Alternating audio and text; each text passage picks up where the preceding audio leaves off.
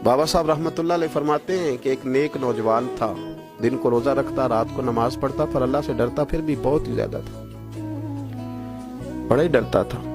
मौत का वक्त आया तो माँ ही थी बस उसकी, तो माँ से कहने लगा, अम्मा तो मेरी माँ है, मेरे साथ 3 वादे तो कर। उसने कहा, पुत्र तू बता, आखिरी हिजकी ले रहा है और इस गरीबनी माँ से तू वादा ले रहा है, बता क्या वादा। अर्ज करने लगा, अम्मा जब मैं मर जाऊं ना तो मेरे गले में रस्सी डाल के तो मुझे घुमाना घर के सहन में, और लोगों को कहना जो रब की नाफरमानी करे उसका यही हाल होता है। ये ऐलान करना जो अल्लाह के नाफरमान हो उनका यही अशर किया जाना चाहिए। और अम्मा फिर दूसरा वादा कर,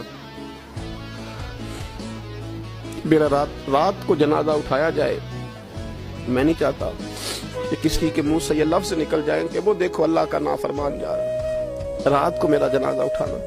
और अम्मा तीसरा मेरे साथ वादा कर कि लोग मुझे दफन करके आ जाएंगे तो तू मेरी कब्र पे चली जाएगी।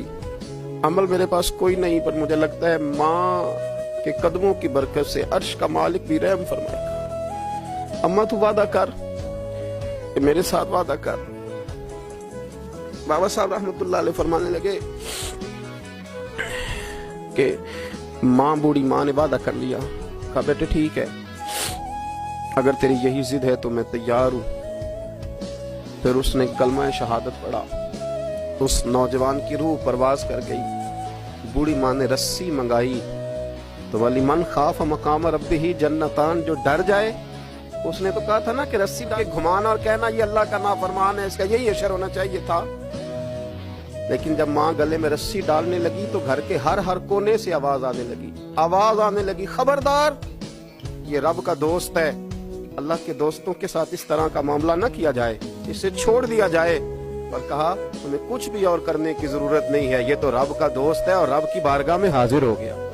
कुछ कोई बंदा कहेगा कि ये तो एक बाबा फरीद का सुनाया हुआ वाक़या है, सुनिए, बुखारी में हदीस है।